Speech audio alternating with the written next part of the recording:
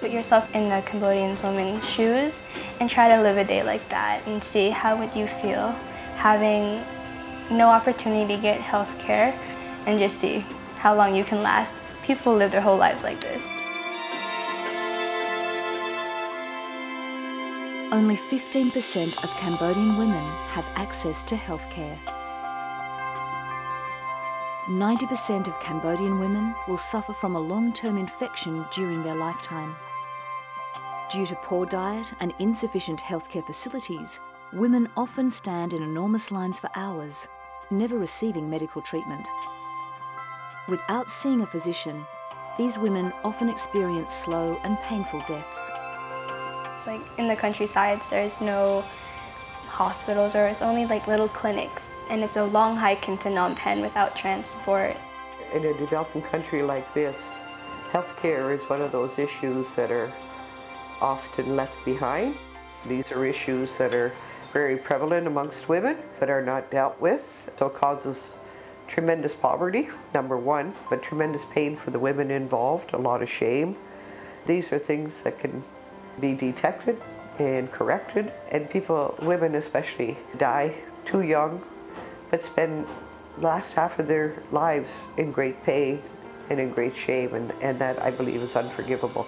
Women in Cambodia are in need of better medical care services, and especially when they live in rural areas. Cambodia is an agrarian society. In terms of access to health services, women have more difficulty than men. Why? Because of gender norms. For girls, when they are born, they are educated to be a good housewife. In terms of social value, Cambodian family give the priority to boys.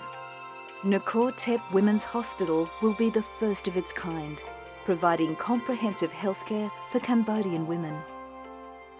So the concept is to deal with those basic gynecological issues, to be a teaching hospital, enhancing their skills. We're also a research facility, so we can figure out why women in developing countries, especially in Cambodia, would have these kinds of problems, and what can we do to fix it. And we'd like to be a model for other countries who are thinking that they should do the same thing as this one worked. It will also become a center for the whole region. It's not just for Cambodia.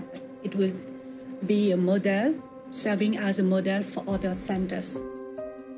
And that could be expanded to men's health, those kinds of things. In terms of healthcare, what turned this country around? Although the need for a women's hospital is obvious, how it will sustain itself without more aid in the future is of equal importance. Financially, we'd like to be self-sustainable. The way we're going to do that is everybody does have to pay. So if you're very poor, you might pay $25 for an examination and an operation. If you earn a bit of money, we charge $60 for the same thing.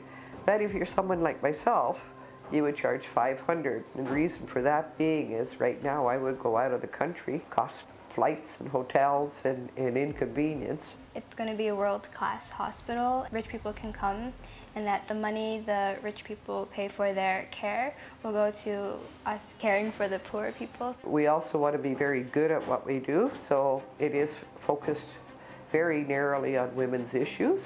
I think our reputation will be very strong in a very short period of time. This hospital will assist what is lacking in other hospitals, especially in terms of the treatment for gynecological disease. All women have the possibility to come to this hospital. It's actually at an exciting stage. We've got the foundation done, completed, and the basement is completed the structural format. We've poured the main floor, and now we're making the support bases for the next floor up. Construction's always ongoing, but we are limited by the funds that come in, because we do have to pay the bills. I have a crazy idea that I could either get 1 million people to donate $10, the building is done. My co-founders and myself, we've asked our daughters to be co-founders with us. I think both girls know the passion in our hearts, the vision we have for people who need help, what kind of help we'd like to provide. And I believe that they will honor that and make sure that it happens. I know that the vision will carry on long past my time, and probably long past her time too. I'd be really proud that there's now a facility for Cambodian women to go and have access to health care and treatment so they can continue their life. I can't wait for it to open up and see all the happy smiles of the local Cambodians. For more information or to make a donation, visit Nokor-Tep.net.